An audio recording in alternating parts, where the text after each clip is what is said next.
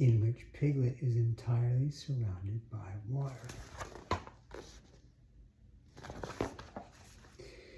It rained and it rained and it rained. Piglet told himself that never in all his life, and he was goodness knows how old, 3, was it, or 4? Never had he seen so much rain, days and days and days.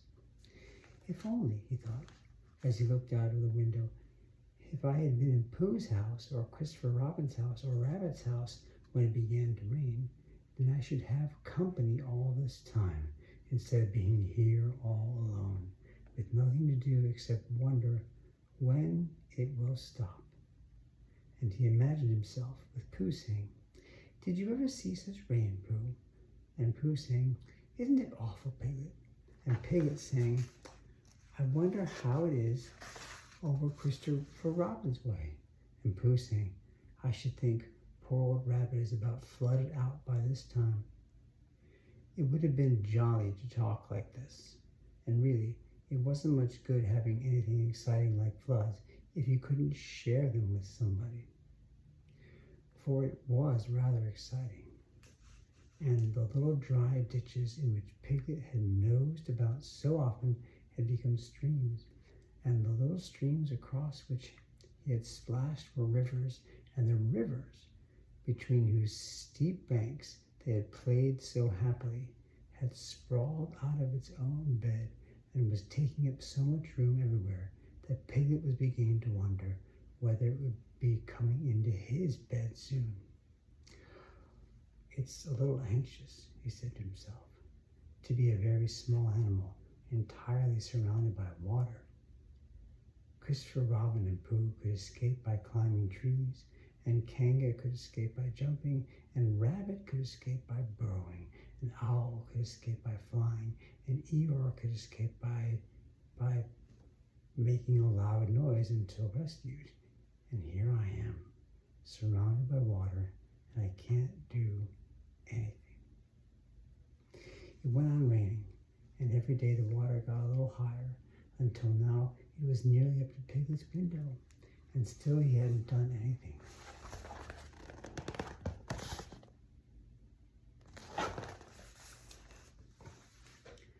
"There's Pooh," he thought to himself. "Pooh hasn't much brain, but he never comes to any harm. He does silly things and they turn out right. There's Owl. Owl hasn't exactly got brain, but he knows things. He would know the right thing to do when surrounded by water. There's Rabbit. He hasn't learned in books, but he can always think of a clever plan. There's Kanga. She isn't clever. Kanga isn't. But she wouldn't be so anxious about Roo that she would do a good thing to do without thinking about it. And then there's Eeyore.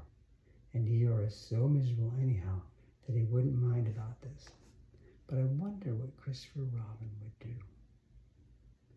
Then suddenly he remembered a story which Christopher Robin had told him about a man on a desert island who had written something in a bottle and thrown it into the sea.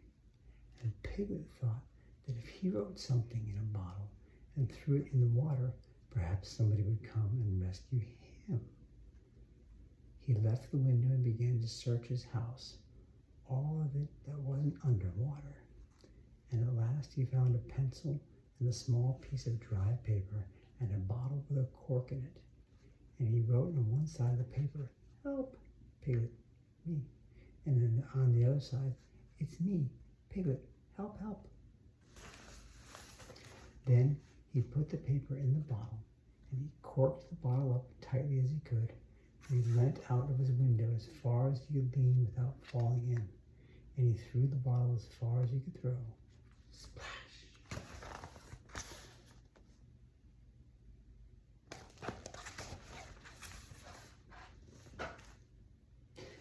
And in a little while it bobbed up again on the water, and he watched it floating slowly away in the distance until his eyes ached with looking, and sometimes he thought it was the bottle, and sometimes he thought it was just a ripple on the water which he was following. And then suddenly he knew he would never see it again, and that he had done all that he could do to save himself. So now, he thought, somebody else will have to do something, and I hope they will do it soon, because if they don't, I shall have to swim, which I can't. So I hope they do it soon. And then he gave a very long sigh and said, I wish Pooh were here. It's so much more friendly with two. When the rain began, Pooh was asleep. It rained and rained and rained, and he slept and he slept and he slept. He had had a tiring day. You remember how he discovered the North Pole. Well, he was so proud of this that he asked Christopher Robin if there were any other poles such as a bear of little brain might discover.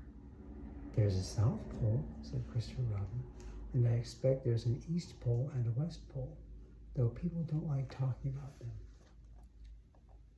Pooh was very excited when he heard this and suggested that they should have an expedition to discover the East Pole, but Christopher Robin had thought of something else to do with Kanga, so Pooh went out to discover the East Pole by himself. Whether he discovered it or not, I forget, but he was so tired when he got home. In the middle of his supper, after he had been eating for a little more than a half an hour, he fell asleep in his chair and slept and slept and slept. Then suddenly he was dreaming. He was at the East Pole, and it was a very cold pole with the coldest sort of snow and ice all over it. And he had found a beehive to sleep in, but there wasn't room for his legs. So he had left them outside, and wild woozles, such as inhabit the East Pole, came and nibbled all the fur off his legs to make nests for their young. And the more they nibbled, the colder his legs got, until suddenly he woke up with an ow. And there he was, sitting in his chair with his feet in the water and the water all around him. He splashed to his door and looked out. This is serious, said Pooh. I must have an escape.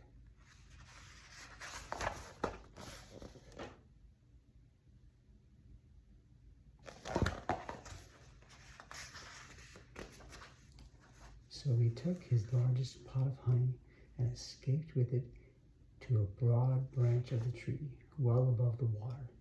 And then he climbed down again and escaped with another pot. And when the whole escape was finished, there was Pooh sitting on his branch, dangling his legs, and there beside him were 10 pots of honey. For the picture.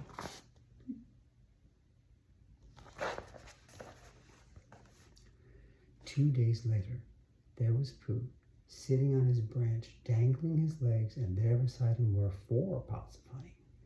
3 days later, there was Pooh, sitting on his branch, dangling his legs, and there beside him was 1 pot of honey. 4 days later, there was Pooh. And it was on the morning of the 4th day that Piglet's bottle came floating past him with one loud cry of honey. Pooh plunged into the water, seized the bottle, and struggled back to his tree. Brother, said Pooh as he opened it, all that wet for nothing. What's that bit of paper doing? He took it out and looked at it. It's a message, he said to himself. That's what it is. And that letter is a P. And so that P means Pooh. So it's a very important message to me. And I can't read it. I must find Christopher Robin or Owl or Piglet or one of those clever readers who can read things, and they will tell me what this message means. Only I can't swim. Bother. Then he had an idea. And I think that for a bear of very little brain, it was a good idea. He said to himself, if a bottle can float, then a jar can float.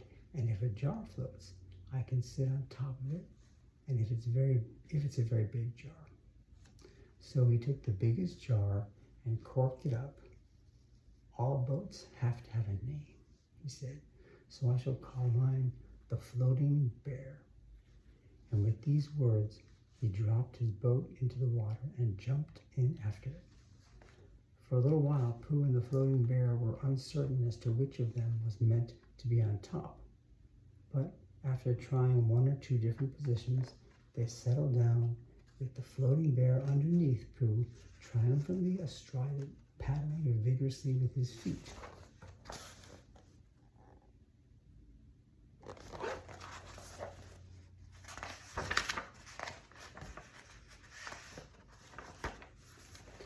Christopher Robin lived at the very top of the forest. It rained and it rained and it rained, but the water couldn't come up to his house. It was rather jolly to look down into the valleys and see the water all around him, but it rained so hard that he stayed indoors most of the time and thought about things.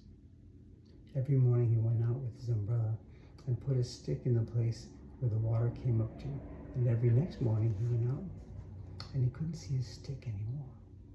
So he put another stick in the place where the water came up to, and then he walked home again. And each morning he had a shorter way to walk than he had had the morning before. On the morning of the 5th day, he saw the water all around him, and he knew that for the first time in his life, he was on a real island, which was very exciting. It was on this morning that Owl came flying over the water to say, "How do you do?" to his friend, Christopher Robin. "I say, Owl," said Christopher Robin, "isn't this fun? I'm on an island. The atmospheric conditions have been very unfavorably lately," said Owl. "What's that?" "It has been raining." "Yes, it has. The flood level has reached an unprecedented height." "The who?" "There's a lot of water about," explained Owl. "Yes, there is. However, the prospects are rapidly becoming more favorable. At any moment, have you seen Pooh?" "No, not the moment." "I hope he's all right," said Christopher Robin. "I've been wondering about him. I expect Piglet's with him. Do you think they're all right, Owl?" "I expect so, yes. You see, at any moment, do go and see, Owl, because Pooh hasn't got very much brain, and he might do something silly. And I do love him so, Owl. Do you see, Owl?" "That's all right. I'll go. Back directly." And he flew off. In a little while, he was back again. "Pooh isn't there," he said. "Not there?" "He's been there. He's been sitting on a branch of his tree outside his house with 9 pots of honey, but he isn't there now." "Oh, Pooh," cried Christopher Robin, "where are you?" "Here I am," said a voice behind them. "Pooh!" They rushed into each other's arms. "How did you get here, Pooh?" asked Christopher Robin, when he was ready to talk again. "On my boat," said Pooh proudly. "I have a very important message sent to me in a bottle, and owing to having got some water in my eyes, I couldn't read it, so I brought it to you on my boat." With these proud words, he gave Christopher Robin the message. "But it's from Piglet," cried Christopher Robin when he had read it. "Isn't there anything about Pooh in it?" asked Bear, looking over his shoulder. Christopher Robin read the message aloud. "Oh, those are Piglets. I thought they were Poohs. We must rescue him at once." "I thought he was with you, Pooh." "Owl, could you rescue him on your back?" "I don't think so," said Owl, after grave thought. "It's doubtful if the necessary dorsal muscles." "Then would you fly to him at once and say that rescue is coming? And Pooh and I will think of a rescue and come as quick as we can." "Oh, don't talk, Owl. Go on, quick." And still thinking of something to say, Owl flew off. "Now then, Pooh," said Christopher Robin, "where's your boat?" "I have to say," explained Pooh as they walked down to the shore of the island,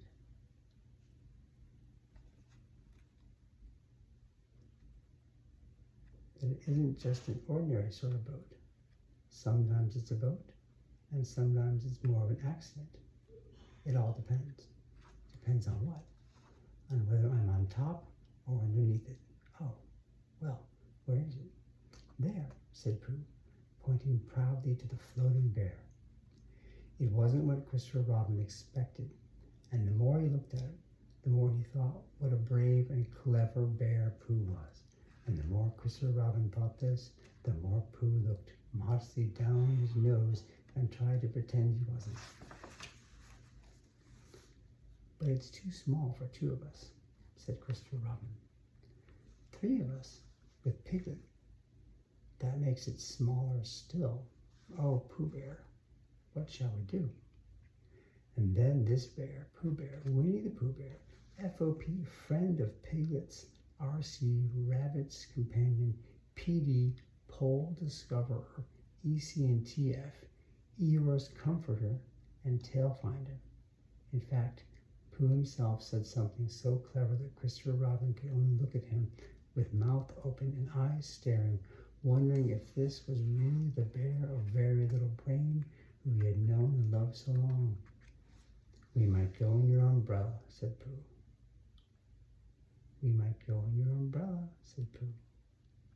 We might go in your umbrella, said Pooh. For suddenly Christopher Robin saw that they might. He opened his umbrella and put it point downwards in the water. It floated but wobbled. Pooh got in.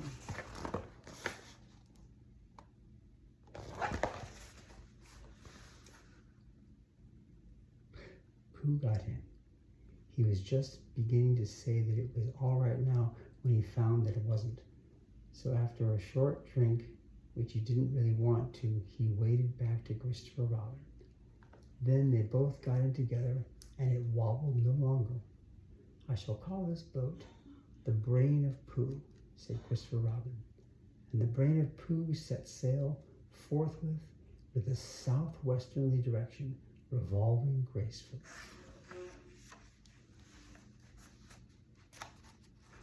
You can imagine Piglet's joy when at last the ship came in sight of him. In after years, he liked to think that he had been in a very great danger during the terrible flood, but the only danger he had really been in was in the last half hour of his imprisonment, when Owl, who had just flown up, sat on a branch of his tree to comfort him and told him a very long story about an ant who had once laid a seagull's egg by mistake. And the story went on, rather like this sentence, until Piglet, who was listening out of his window without much hope, went to sleep quietly and naturally, slipping slowly out of the window towards the water until he was only hanging on by his toes, at which moment, luckily, a sudden loud squawk from Owl, which is really part of the story, being what his aunt said, woke the Piglet up and just gave him time to jerk himself back into safety and say, "How interesting." And did you? When, well, you can imagine his joy when at last he saw the good ship, the Brains of Pooh, Captain C. Robin, First Mate P. Bear, coming over the sea to rescue him. Christopher Robin and Pooh again. And that is really the end of the story. And I'm very tired after that last sentence. I think I shall stop there.